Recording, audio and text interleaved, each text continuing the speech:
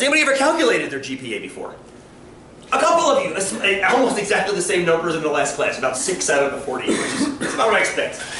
Now GradTrax, who uses GradTrax? GradTrax is pretty slick. It actually does it for you, I think.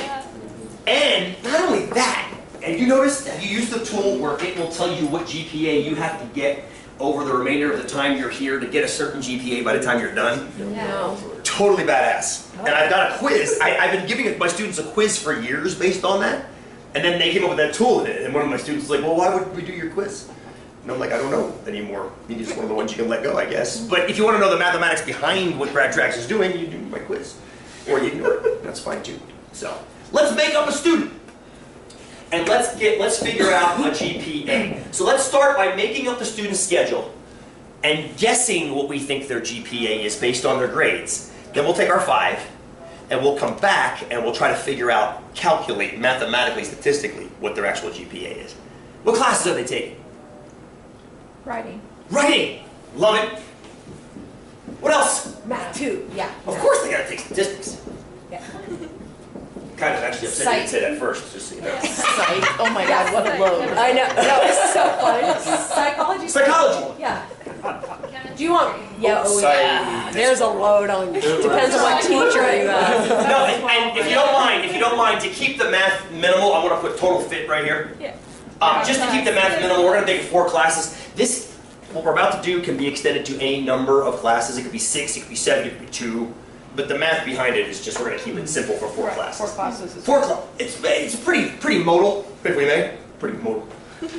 How do we do? Writing. How do we do? B. B. A. A. How about a B plus? That makes it more fun to kind of calculate. B plus. B plus. Statistics. A. Of course you did. Psychology. C. A. C. Let's get a C plus. Let's throw it in there. Total fit. A. Have you ever taken Total Fit? No, what is it? It's a wonderful, it started life as a cross-country ski training class, and it became a mix of plyometrics, CrossFit, cross-country ski training. We run a lot of hills. It's a great, HHP 185TF. It's a great 1-credit activity class. Hardest 1 credit you'll ever have. Yeah. Today we're doing fitness testing. We got to run the 1.5 miles, pull-ups to failure.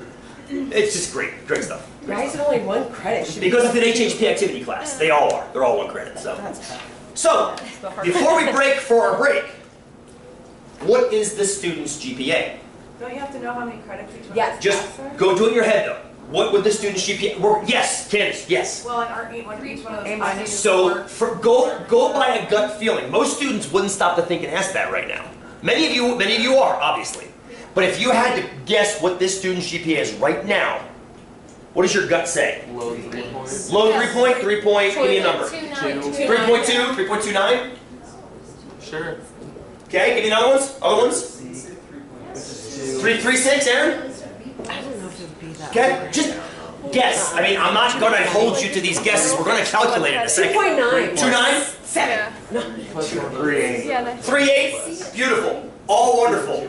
We'll come back after break, and we'll actually calculate it. As what Candace just said was perfect. We have to figure out the credits.